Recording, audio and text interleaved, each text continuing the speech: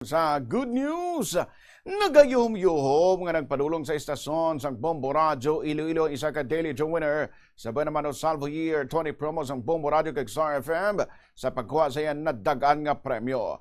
Ang maswerte nga nagdaog mo si Edna de Ocampo, 62 anyos, residente sang Guzman Isena Mandurriao, Iloilo City. Sa di naggamit ini sang kombinasyon sang mang 1 kag chipi bilang iyang proof of purchase. Nabaton sini ang 1,000 pesos nga cash kag isa ka balde sang oro kan nga nagaunod sing gift pack nga nagalakip sa isa ka box ng MX3 nga kape nga may pulo ka sa 6. Duwa ka box sang Ramsing vitamins nga may 120 tablets kag tatlo ka pack sang kumaya bihon kag palabok.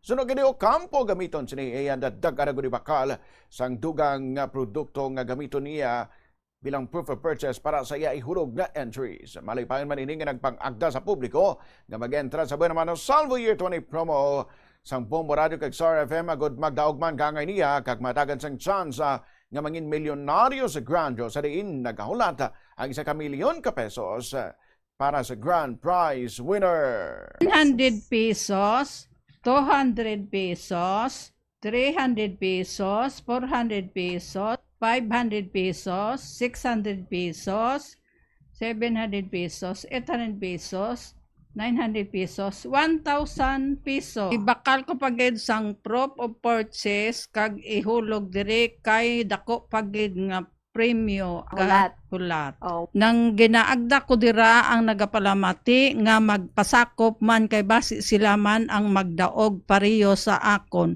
Damuon ko pagid ang akong nga proof of purchase kay dako pagid ang nagahulat nga premyo sa May 9, 2026. Madamo gid nga salamat sa Bombo Radio kag Star FM. Basta Radio Bombo, Star FM, all for you.